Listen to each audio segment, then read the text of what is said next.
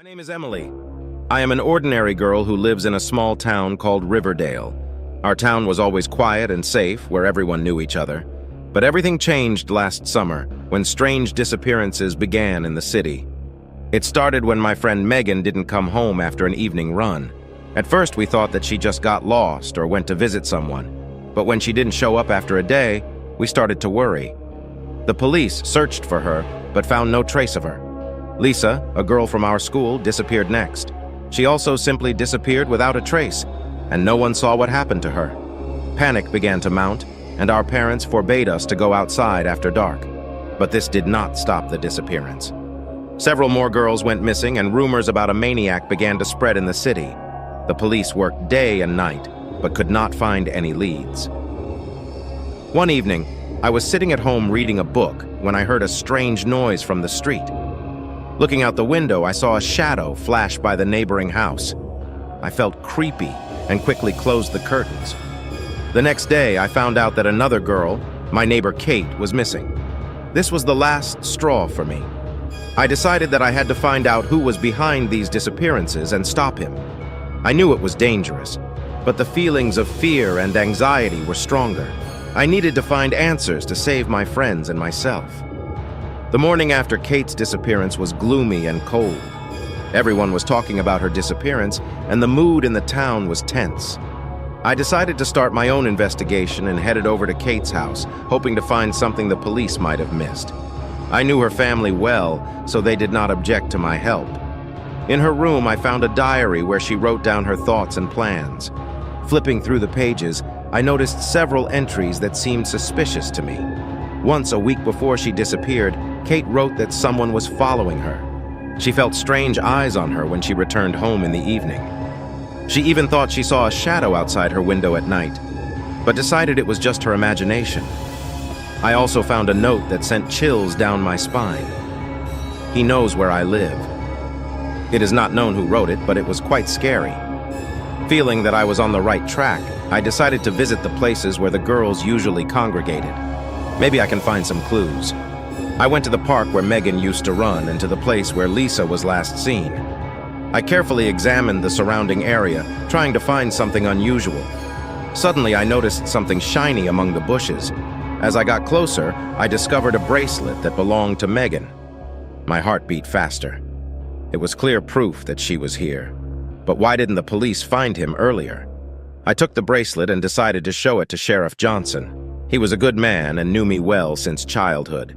He listened carefully to my guesses and promised to consider all new evidence. The following days were spent in anxiety and anticipation. I felt that we were on the verge of a solution, but I did not yet know how deep and dark it would go. The city lived in fear, and I could not shake the thought that someone was carefully watching me from the shadows. When I brought the bracelet to Sheriff Johnson, he immediately took it for analysis. Police checked him for fingerprints and DNA. A few days later, they got the results, but it didn't give any concrete clues. The prints were fuzzy, and the DNA didn't match any of the databases. Sheriff Johnson was upset, but did not give up. He ordered a thorough inspection of the park and surrounding areas. A team of police combed every nook and cranny for any clues. One evening, when I was about to go to bed, the sheriff called me. He reported that they had found something important. My curiosity and anxiety rose again, and I hurried to the police station. There, I met with the sheriff and several of his subordinates. They showed me photos of the findings. It turned out that not far from where I found the bracelet, they found a small treasure trove of things belonging to the missing girls. Cell phones, jewelry, personal items. It was very strange and creepy. Who could collect these things and why? Sheriff Johnson discovered something else. All things were hidden in an old abandoned hut that stood on the outskirts of the park. They decided not to divulge this information so as not to panic the town even more, but it gave them new hope to find the criminal. I decided that I had to see this hut with my own eyes. At night, when the city was asleep, I took a flashlight and headed to the park. The road to the hut was dark and scary, but I felt I had to be brave. When I finally reached the hut, I saw that the door was open. My heart was pounding, but I forced myself to enter. Inside, everything was covered in dust and cobwebs. Things found by the police were lying on the floor like witnesses of terrible events. And then I heard footsteps behind me. A chill ran down my spine and I turned around but saw no one. My heart was ready to jump out of my chest. I decided that it was dangerous to stay here and hurried to the exit. On the way home, I couldn't shake the feeling that someone was following me. Perhaps the maniac already knows that I am trying to reveal his secret. My confidence grew, but so did my fear. When the police thoroughly searched the hut, they found several other important items. On the floor next to the old bed, they discovered a disguised trap, a hole cut into the floor that led to the basement. When they got down there, they found something that shocked everyone. The basement was cold and damp, lit only by the dim light of a lamp hanging from the ceiling. Pieces of old clothes and personal belongings of the missing girls were lying on the floor. But the most eerie thing was that they found a primitive makeshift prison. A cage made of metal bars stood in the corner of the basement. Inside was a bed with dirty blankets and several empty water bottles. Sheriff Johnson, seeing this, realized that they were dealing with a very dangerous maniac. They also found several handwritten notes and drawings on the walls. Some of them were drawings of girls, others were strange symbols and ciphers. It looked like part of a perverted ritual or game played by a maniac. On one of the tables, the police found an old laptop. It was password protected, but police technicians quickly took control of it to crack the security and find more information. In addition, on the table was a notebook with entries that looked like a criminal's diary. He described his actions, his plans, and even his thoughts about each of the victims. Here is an excerpt from that diary. Kate was very interesting. She fought for a long time, but finally gave up. Her fear was so sweet. Now I have to find a new victim. Who will be next? These records were so creepy that even experienced officers felt uncomfortable reading them. Sheriff Johnson decided to increase security measures in the city and organize night patrols to protect residents from the maniac. When I learned about the findings of the police, I was filled with fear, but at the same time with determination. I realized that now we have more evidence and can get closer to solving the mystery. But I also knew that the maniac now knew for sure that we were on his trail. My struggle was just beginning. With each passing day, the tension in the town of Riverdale grew. Police continued their investigation, but answers still eluded them.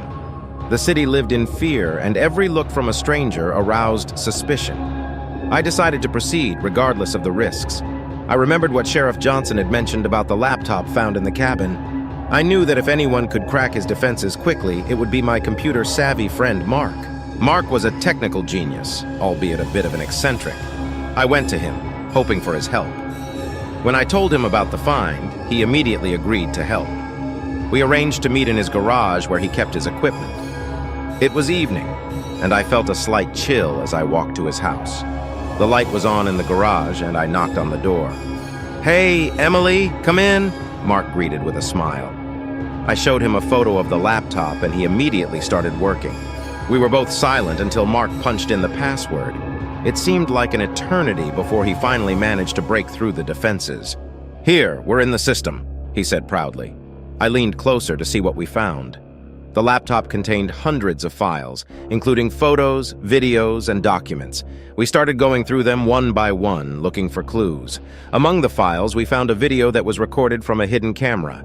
It showed the girls in the cabin, including Kate and Lisa. It was terrifying to watch, but we knew it was important evidence.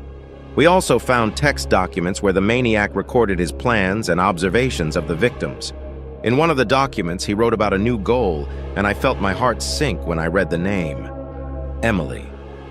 "Mark, he's been following me," I said, feeling the panic begin to rise. Mark looked at me with concern. "We need to report this to the police immediately," he said. We quickly collected all the files on a flash drive and went to the police station. Sheriff Johnson was surprised by our findings and immediately began to organize an operation to protect me and capture the maniac. I couldn't sleep at night. I felt that someone was looking at me from the darkness. My fear was real, and I knew the maniac was somewhere nearby. He knew we were on his trail, and that made him even more dangerous. The night was long and sleepless. I tried to sleep, but every sound, every movement of the shadow outside the window made my heart beat faster. I knew that the maniac was somewhere nearby, watching me. At dawn, I decided to gather my thoughts and move on. The morning started with a call from Sheriff Johnson. He said the police had increased patrols around my house and installed hidden surveillance cameras. This gave me a little confidence, but I still felt that danger was near. I decided to return to Mark to discuss our next steps. He was the only one I could trust in this situation. When I arrived at his garage, he was already waiting for me with a bunch of printed files that we found on his laptop. "Emily, I went through some of these files," he said as I entered. "It seems that the maniac has very detailed plans. He doesn't just choose his victims at random. He watches them for a long time, knows their habits, routes, and weaknesses." Mark showed me a map of our town which marked the places where the maniac had seen his victims. These were parks, cafes, a library, and even a school. He made very careful plans, and that made him even more dangerous. "He also wrote down his thoughts and plans for the future," continued Mark. "Here, for example, are his records about you. He has been following you for several months. It knows when you go for a run, where you like to drink coffee, and even who your friends are." I felt a chill run down my spine. The realization that someone had been watching me for so long was unbearable. "We have to use this to catch him," I said, trying to gather my thoughts. "If we know his methods, we can predict his next move." Mark agreed with me, and we began to analyze the data, trying to figure out where he might appear next. He seemed to follow a certain schedule and liked to return to places he had already checked. "We can try to trap him," Mark suggested. "If he's following you, we can use that against him. You should pretend that you don't suspect anything and behave as usual. The police will be there to protect you." I understood that it was very risky, but we had no other options. We discussed our plan with Sheriff Johnson, and he agreed to provide support. That evening, I went for a run as usual. The police were quietly watching me, and I tried to keep calm, even though I felt fear in every cell of my body. I was running along a familiar route when I suddenly noticed a shadow moving in my direction. It was him. My heart beat faster as I noticed a shadow moving in my direction. I tried to stay calm and kept running, but every step I took echoed in the silence around me. The police officers following me were ready to intervene, but I knew I couldn't just stop and wait. I had to play my role to the end. The shadow was approaching. I felt a cold sweat break out on my skin. The feeling of someone breathing down my back became unbearable, and suddenly I heard someone call my name. "Emily, wait!" I turned and saw a stranger quickly approaching me. His face was hidden under the hood, but I recognized the voice. It was the same voice heard in the recordings found in the hut. He was here, right in front of me. "You shouldn't have interfered," he said, his voice filled with hatred. "Now you are my next target." I felt adrenaline rush through my body. I knew I couldn't run away because the police were nearby. Instead, I decided to bide my time and give them a chance to act. "Why are you doing this?" I asked, trying to keep my voice calm. "What makes you mock people?" He paused for a moment as if pondering my question. His eyes, hidden in the shadow of the hood, shone with malice. "They deserve it," he replied. "All these girls, they thought they were special. They thought they could control the world, but I showed them who the real master was. I realized that in front of me was a person full of hatred and a desire for control. His words were sick and twisted, but they made me understand that he thought of himself as an avenger." "And you think you can control me?" I asked, trying to buy some more time. "You think you can make me fear you?" He took a step forward, and I felt a cold fear wash over me. But just at that moment, the police jumped out of the darkness and grabbed him. He was caught off guard, and his hands were quickly handcuffed. "It's all over," said Sheriff Johnson, emerging from the bushes. "Now you can hurt anyone anymore." The maniac was taken away in a police car, and I was relieved that it was finally over. But at the same time, I knew that now a new stage would begin: the investigation and search for other possible victims. The next part of the story will continue the story of the investigation and new revelations. The following days after the arrest of the maniac were full of events. The police began investigations and interrogations, trying to understand the scale of the crimes and find all the victims. The town of Riverdale was slowly returning to normal, but the wounds remained deep. I became a key witness in the case, so I often visited the police station. I needed to tell about everything I knew and experienced. It was exhausting, but I understood that I had to help catch the criminal once and for all. One day, Sheriff Johnson invited me into his office. "Emily, we found something else," he said as I sat down. During the search of the suspect's house, we found another laptop, and it seems he has more information than we might have expected. I looked at him in surprise. "What did you find?" The sheriff leaned forward and opened his laptop. There are videos and photos that he kept here, but the most interesting thing is the journal where he wrote down his thoughts and plans. He described every step he took, every sacrifice he made, and worst of all, there are records of new plans. They concern you. I felt a chill run down my spine. "What did he write?" The sheriff flipped a few pages and showed me the records. "Emily is getting too interesting. She can ruin everything. I have to do something to stop her. She has to be my next target." "He was planning to attack you," the sheriff said, his voice serious. "But thanks to your courage, we were able to prevent this. You saved not only yourself, but also others." We continued to analyze the records. It turned out that the maniac did not act alone. He had accomplices who helped him in the abduction and surveillance of the victims. It was a shock to us all, because it meant that the threat still existed. "We have to find them," Sheriff Johnson said. "They can be dangerous." The investigation continued, and I felt that my life would never be the same. But I knew I had to keep fighting to protect myself and others. One evening, I was sitting at home when I got a message on my phone. It was from an unknown number. The message contained only one word: soon. I felt my heart stop. The threat was still there, and I knew I couldn't stop. The maniac was arrested, but his accomplices are still at large, and they knew I could be their next target. The next part of the story promises even more dangers and revelations. After receiving the threatening message, I immediately contacted Sheriff Johnson. The police began intensively looking for accomplices of the maniac, but it was not easy. Those who helped him were careful and covered their tracks well. The sheriff organized a task force to investigate. They began by analyzing all the recordings and videos found on the maniac's laptops. Every detail, every hint could be important. In addition, the police interrogated everyone who might have any information about the activities of the maniac and his accomplices. One day, a few weeks after the arrest of the maniac, the sheriff received an anonymous call. A man called who claimed to have information about one of the accomplices. He did not want to reveal his identity, but indicated a place where important evidence could be found. Sheriff Johnson immediately organized the operation. The place the anonymous pointed to was an abandoned warehouse on the outskirts of town. The police carefully searched the premises and found a hidden basement. There they discovered even more records and personal belongings of the missing girls. But most importantly, they found photographs and documents that pointed to several people who could be involved in the crimes. Sheriff Johnson collected all of this evidence and began working to identify the suspects. Using facial recognition technology and social media analysis, they were able to identify several people who were in frequent contact with the maniac. One of them was a local taxi driver named Henry, the other a bartender from a local pub named Michael. The police started surveillance of the suspects, trying to collect more evidence of their involvement. Henry often visited old abandoned buildings and wooded places where victims could be buried. Michael, in turn, was always aware of all the events in the city and seemed too interested in everything that was happening.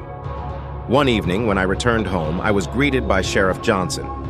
"Emily, we have good news," he said with a smile.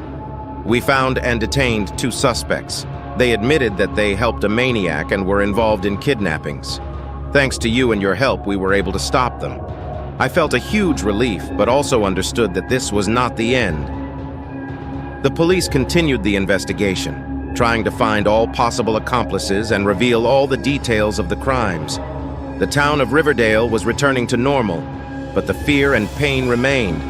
We all knew we had to be careful and support each other. The next part will tell about how the town copes with the consequences of the terrible events and how Emily tries to return to normal life.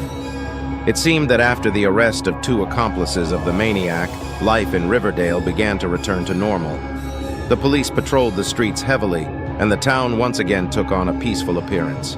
However, my life did not get any easier. The feeling of danger constantly haunted me. One morning, while I was having breakfast, a message popped up on my phone again, from an unknown number. My heart stopped when I opened it. There was only one word in the message. "Shall we continue?" I realized that this is not the end. The unidentified pursuer was still at large. I immediately notified Sheriff Johnson. He was concerned and promised to investigate immediately, but I knew it could take time.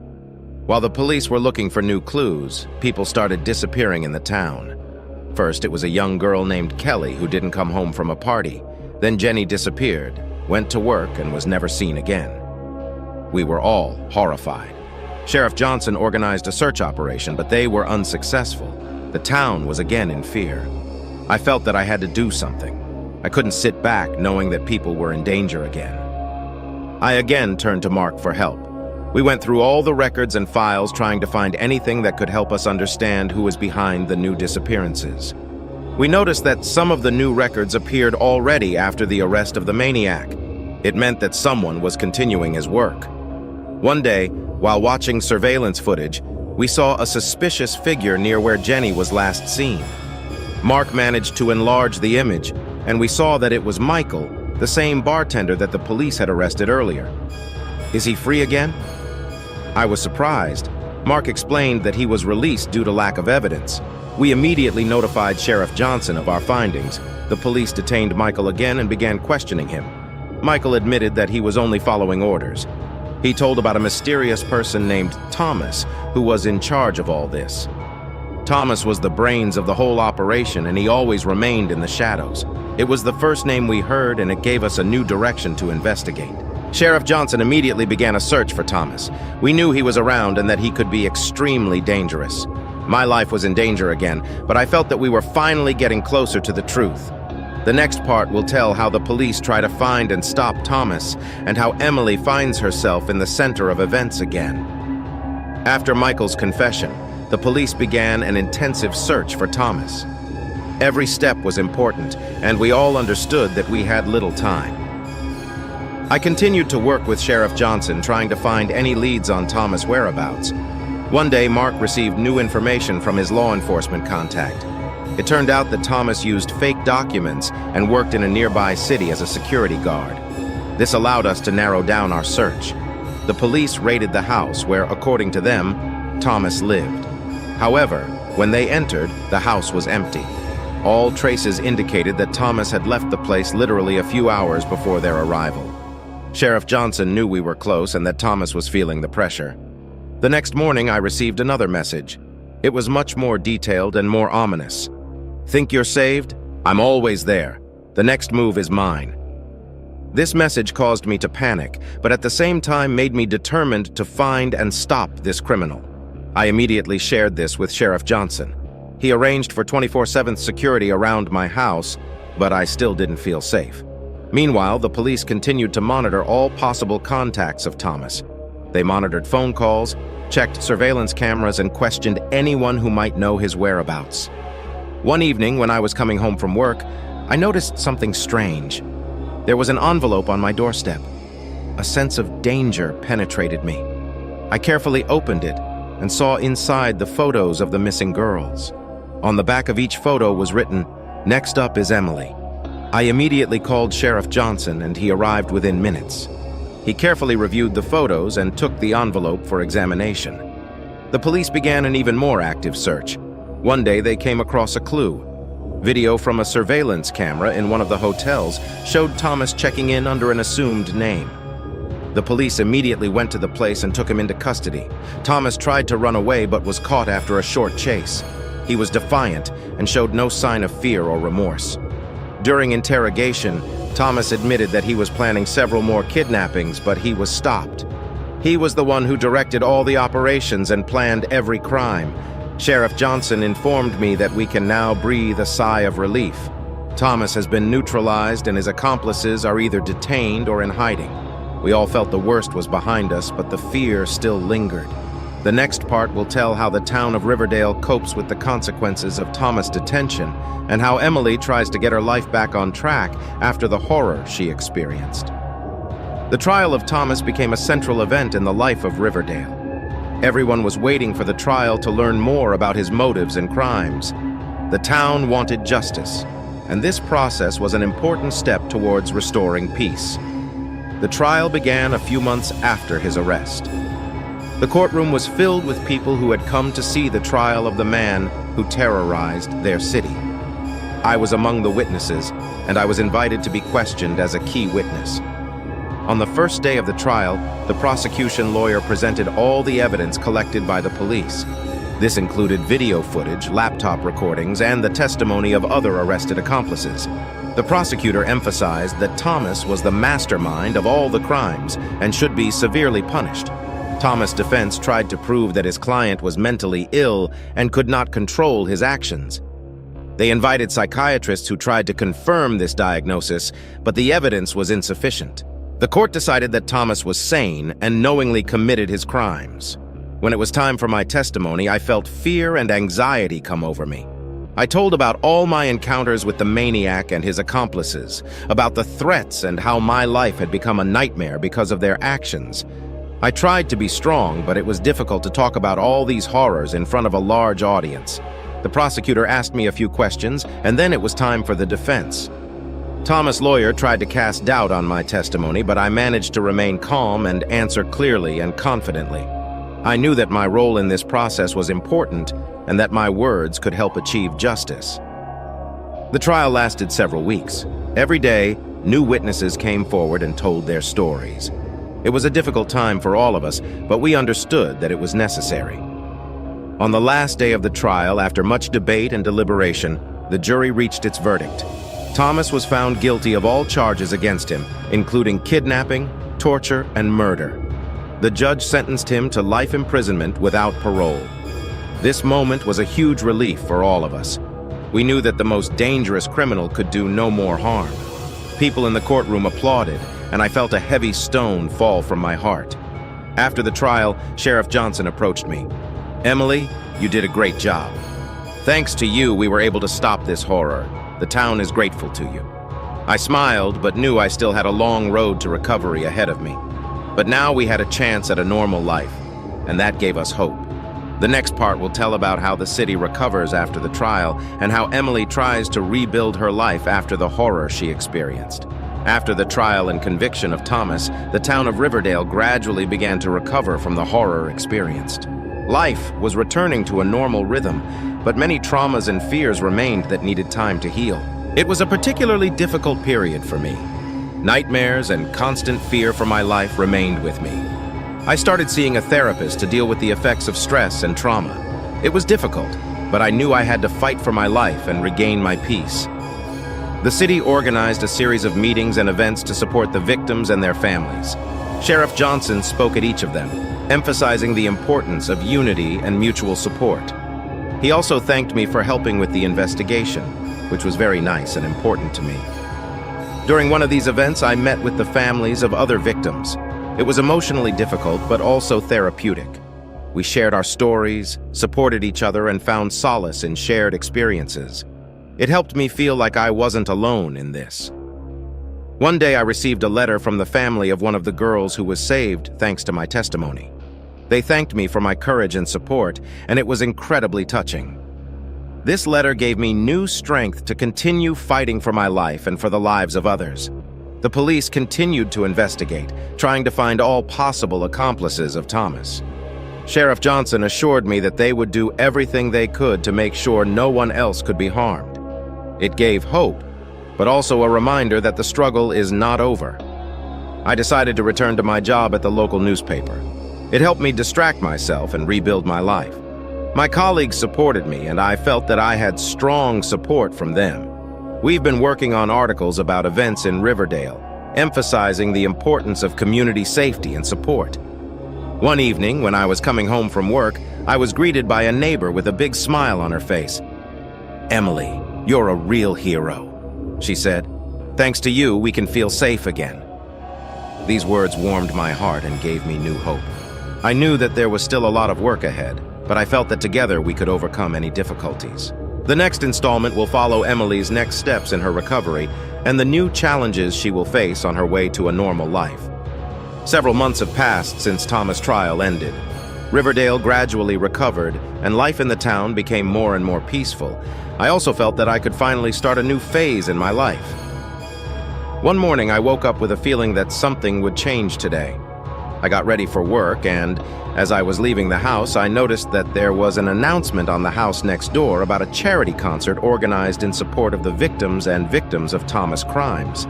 It was a great sign that our town was really starting to heal. In the editorial office, I was met by colleagues with a new task. We had to prepare an article about the process of community recovery after those terrible events. I decided that this would be a great opportunity to show everyone how much we have achieved and how strong we have become through our unity. While writing this article, I met many people who shared their stories of healing and recovery. These were incredibly strong and inspiring stories. The town has come together like never before, and everyone is working hard to make Riverdale a safe and welcoming place to live.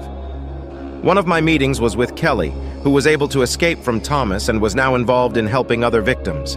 She became a symbol of courage and resilience for many people. We talked for a long time about how important it is not to give up and to continue fighting for your life and freedom. In the evening, returning home after a busy day, I felt that I had done something important. The town has changed, and so have I. I was no longer the scared girl who dreaded every sound in the night. Now I felt strong and capable of any challenges. One night at a benefit concert, Sheriff Johnson took the stage and began his performance. We all went through many trials, but we persevered. Today we celebrate our unity and strength. I want to thank each of you for your support and courage. And I especially want to mention Emily, who has become a real hero for our town. These words brought tears to my eyes. I felt that everything I went through was not in vain. The city applauded, and I felt that I could finally let go of all the fears and horrors of the past. After the concert, people came up to me, thanked me, and shared their stories. I realized that our lives have changed forever, but we have become stronger and closer to each other. In closing my article on rebuilding the community, I wrote the last lines. Riverdale is no longer the same town it once was.